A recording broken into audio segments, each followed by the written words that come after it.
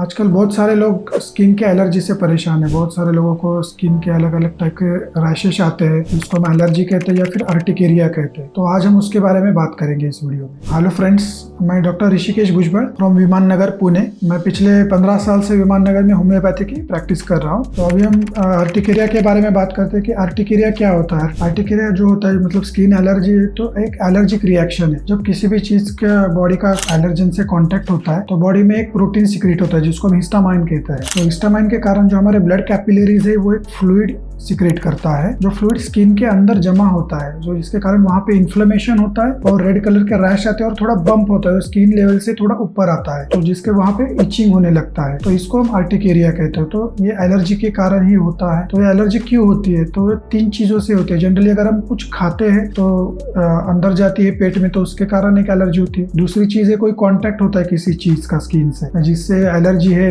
Dust है या फिर कोई भी चीज है, कोई केमिकल है, तो उसका अगर कॉन्टेक्ट हो गया स्किन से तो उसके कारण भी एलर्जी होती है, जिसको हम कॉन्टैक्ट अर्टिकेरिया कहते हैं। या फिर कोई सर्टेन मेडिकेशंस है, कोई दवाई है जिसकी एलर्जी होती है, तो उसके कारण भी अर्टिकेरिया डेवलप होता है। कई बार आजकल कई बार फूड जो हम खाते हैं तो उसके कारण भी एलर्जी होती है। कई सारे लोगों को फिश है, एग्स है या फिर मटन, चिकन या फिर पीनट से भी एलर्जी होती है। कई सारे जो बच्चे हैं उसको उनको दूध की भी एलर्जी होती है। कई सारे पेशेंट को आजकल फ्रूट से भी एलर्जी होने लगे, क्योंकि फ्रूट्स पे जो पेस्टिसाइड्स वगैरह यूज किया जाता है तो उसके कारण फ्रूट से भी एलर्जिक रिएक्शन आ जाती है स्किन पे। जैसे ग्रेप्स है, मैंगो है, उससे भी आजकल एलर्जी देखी गई है। उसके बाद है कॉस्मेटिक्स। हम स्किन पे कई सारे कॉस्मेटिक्स यूज करते हैं तो उसके कारण भी एलर्जिक रिएक्शन आती है, स्वेलिंग आता है, रैशेस आती है, इचिंग होती है। तो कई सारे पेशेंट के डीओ से भी एलर्जी पाई गई है। तो उसके साथ और कई सारे पेशेंट जो है उनके घर में एनिमल्स रहते हैं, तो एनिमल्स के जो माइट्स रहते हैं उनके ऊपर उससे एक्सपोजर होकर भी एलर्जिक रिएक्शन हो जाती है। कई सारे पेशेंट प्लांट्स से, जो उनके घर में प्लांट्स रहते हैं या फिर कई खेती रहती है तो उसमें जो प्लांट्स से एक्सपोजर होता है, उनका टच होता है, तो उसके कारण भी एलर्जिक रिएक्शन आ जाती है, अर्टिकेरिया हो जाता है। उसके साथ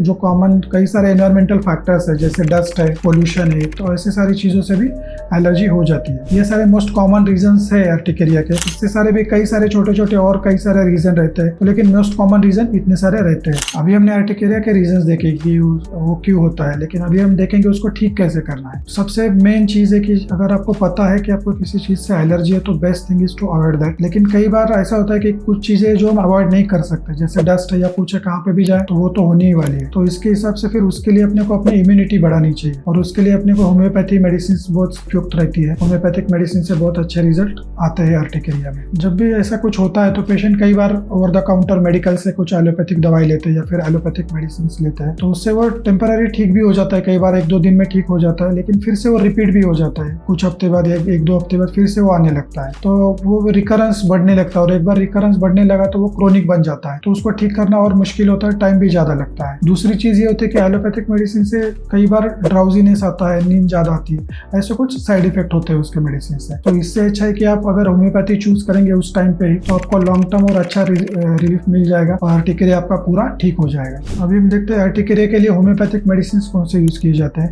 सबसे पहला और मोस्ट कॉमन मेडिसिन है अर्टिकायूरेंस। जो क्रोनिक अर्टिकेरिया रहता है तो उसमें ये मेडिसिन काफी यूजफुल रहा है। जो हर साल में एक ही सीजन में सेम टाइप पे रिपीट होता है जो रैशेस का जो पैटर्न है, तो उसके लिए अर्टिकायूरेंस मेडिसिन बहुत उपयोगी होता है। उसके बाद नेक्स्ट मेडिसिन है रस्टॉक्स, जो भी वाटर बॉर्न या फिर पानी के कांटेक्ट से जो एलर्जिक रिएक्शन होता है। कई बार बारिश में भीगने के बाद भी एलर्जिक रैशेस आते हैं, तो उसके लिए rhus tox is very good medicine. उसके बाद हम देखते हैं एपिस मेलिफिका। ये भी एक बहुत कॉमन मेडिसिन है जो होम्योपैथी में अर्टिकेरिया के लिए, रैशेस के लिए यूज किया जाता है। स्पेशली अगर कोई कीड़ा काटता है या फिर कोई मधुमक्खी वगैरह काटती है तो उसके लिए भी Apis mellifica is one of the best medicine. उसके बाद हम देखते हैं नैट्रामोर। नैट्रामोर भी एक बहुत अच्छी रेमेडी है जो अर्टिकेरिया होता है, रैशेस होता है उसके लिए। जो अगर ओवर एक्सरसाइज जो करते हैं, एक्सरसाइज के कारण या हीट एक्सपोजर के कारण, जैसे धूप में वगैरह जाते हैं तो उसके कारण भी रैशेस आते हैं, तो उसके लिए भी नैट्रामोर एक बहुत अच्छी दवाई है। उसके बाद है डल्कामारा। अगर ठंडी हवा से अपने को रैशेस आते हैं या फिर जो बारिश और उसके बाद जो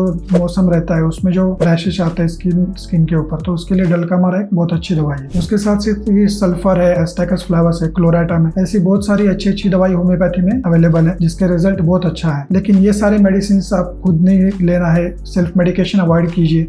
आप आपके कोई भी नज़दीकी होम्योपैथिक डॉक्टर से या फिजिशियन से कंसल्ट करके ही ये दवाई लेनी चाहिए, क्योंकि उसका डोज कैसे लेना है, कितने दिन तक लेना है, ये सारी चीज़ें डॉक्टर ही आपके डिसाइड कर पाएंगे। आपकी पूरी जानकारी लेने के बाद, आपका पूरा केस हिस्ट्री लेने के बाद ही वो उसका डोज डिसाइड कर पाएंगे। तो उसके लिए आप कोई भी डॉक्टर से कंसल्ट करके ही ये इसका इस्तेमाल करना चाहिए। अगर आपको ऑनलाइन कंसल्टेशन करना है हमसे तो नीचे दिए गए नंबर पे आप व्हाट्सएप मैसेज कीजिए, आपका अपॉइंटमेंट बुक कीजिए और ऑनलाइन कंसल्ट करके हम आपको दवाई भेज सकते हैं। Thank you.